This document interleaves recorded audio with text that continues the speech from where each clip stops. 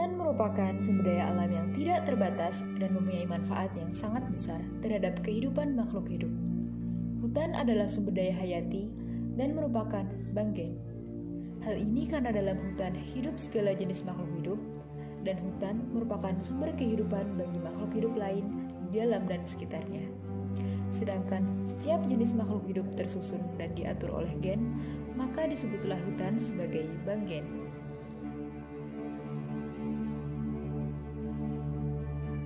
Hutan Jati Blora merupakan hutan jati terluas di Jawa Tengah dengan luas mencapai 90.801,13 hektar atau sebesar 50,6% dari luas wilayah Blora.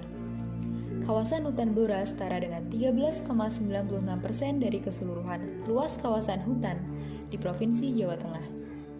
Perum Berhutani sebagai pengelola hutan jati dan memiliki kantor di Kabupaten Blora meliputi Kesatuan Pemangkuan Hutan atau KPH Jepu, Randu Blatung, Blora, dan sebagian lagi berada di KPH Ngawi, Mantingan, dan Kebon Harjo.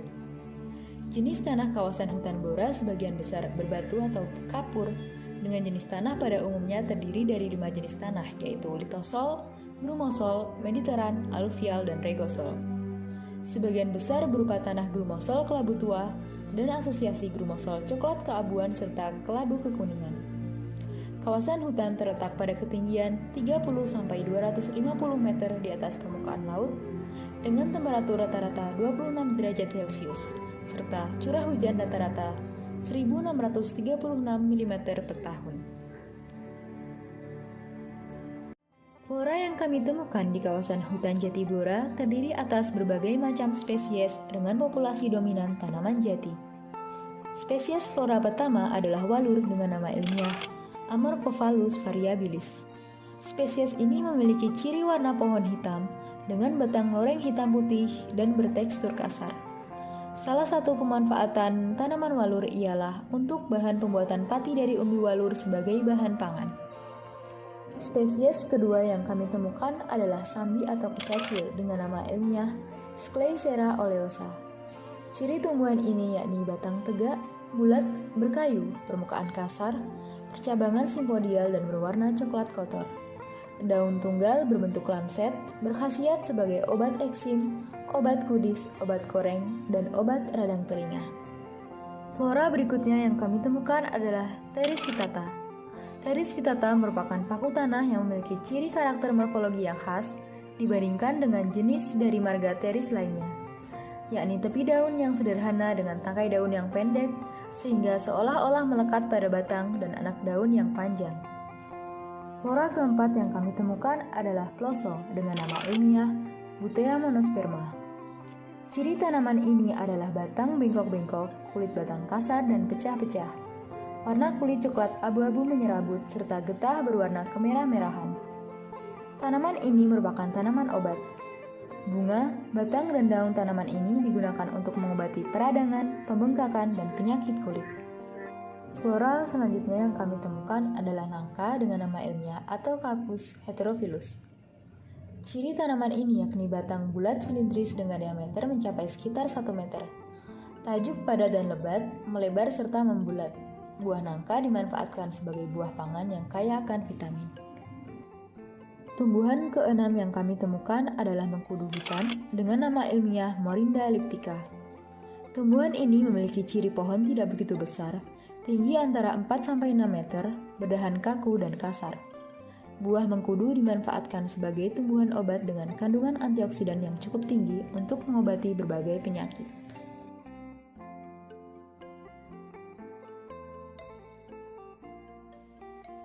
Spesies flora yang ketujuh adalah mangga atau Mangifera indica yang memiliki ciri pohon tegak dengan batang besar dan keras. Daun mangga berwarna hijau dengan bentuk melebar panjang dengan ujung runcing. Mangga memiliki buah berbentuk lonjong dan manis yang sering dikonsumsi. Buah mangga kaya akan vitamin C dan E serta kandungan karotenoid yang dikenal dapat membantu mencegah kanker.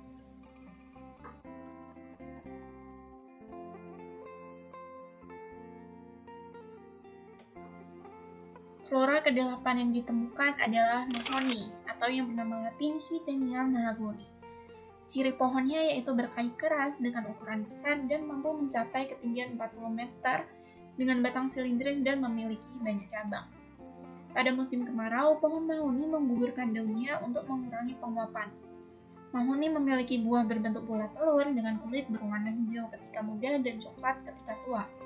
Kulit buah mahoni sangat keras dan berisi biji yang memiliki rasa pahit. Mahoni memiliki manfaat yaitu sebagai bahan furnitur dan memiliki nilai ekonomis yang tinggi.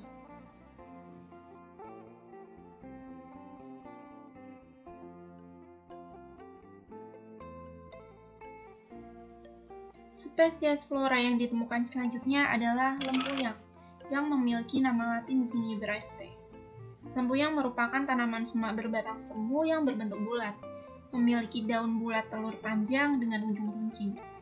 Lempuyang memiliki bunga yang berbentuk rangkaian berupa tandan yang berwarna hijau kemerahan dan muncul dari batang dalam tanah.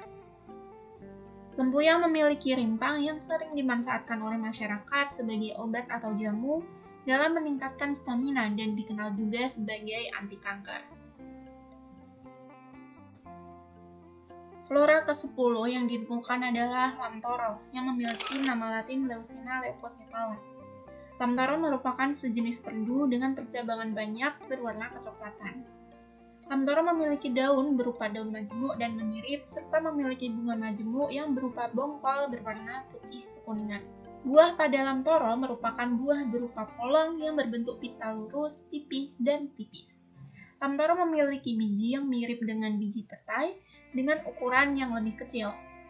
Lamtoro ini sering dimanfaatkan sebagai sayur dan dapat digunakan sebagai obat sakit perut dan diabetes secara tradisional. Spesies flora yang ditemukan selanjutnya adalah kluih yang bernama latin Artocarpus camansi. Kluih merupakan sejenis pohon yang memiliki batang keras dan buah yang memiliki kulit keras dan berduri. Buah kluih ini mirip dengan buah sukun, tetapi memiliki duri seperti buah durian dan memiliki biji. Manfaat dari pohon kluih yaitu buahnya dapat dimanfaatkan untuk diolah menjadi makanan. Spesies flora ke-12 yang ditemukan yaitu katuk atau memiliki nama latin Sauropus androgynous. Katuk ini merupakan tumbuhan sayur yang memiliki ciri cabang atau batang yang lunak dan daun berbentuk lonjong sampai bundar dan tersusun selang-seling pada satu tangkai. Katuk ini dimanfaatkan sebagai sayur yang dapat diolah seperti kangkung dan bayam, serta merupakan tanaman obat tradisional yang memiliki zat gizi tinggi serta beta-karoten yang tinggi. Spesies yang ditemukan berikutnya yaitu tanaman jati, yang memiliki nama ilmiah Tectona grandis. Jati memiliki pertumbuhan yang lambat dengan germinasi rendah. Jati memiliki batang bulat lurus, tinggi total mencapai 40 meter. Jati memiliki nilai ekonomis, ekologis, dan sosial yang penting. Kayu jati merupakan kayu kelas 1 karena kekuatan keawetan dan keindahannya. Kayu jati telah dimanfaatkan sejak zaman Kerajaan Majapahit untuk membangun rumah dan alat pertanian.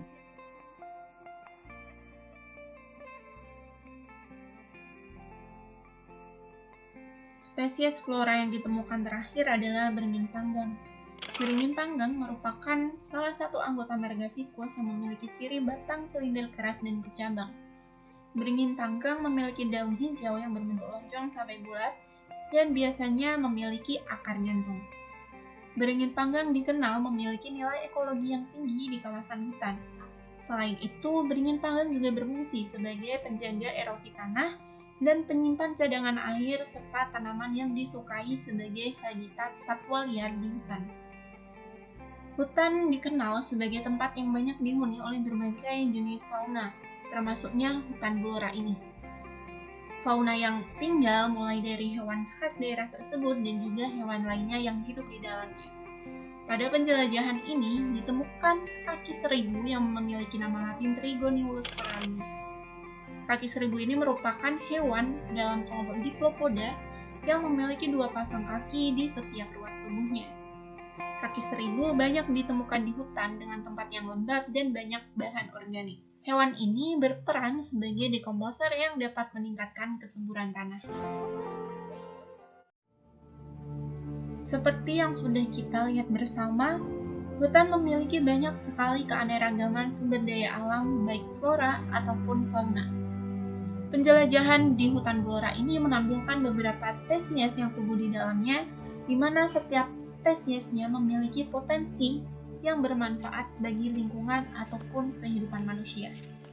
Oleh karena itu, sumber daya genetik yang banyak ditemukan di hutan perlu dijaga dan dilindungi oleh semua elemen masyarakat Indonesia, termasuk kita sebagai mahasiswa, agar tetap lestari dan tetap terjaga.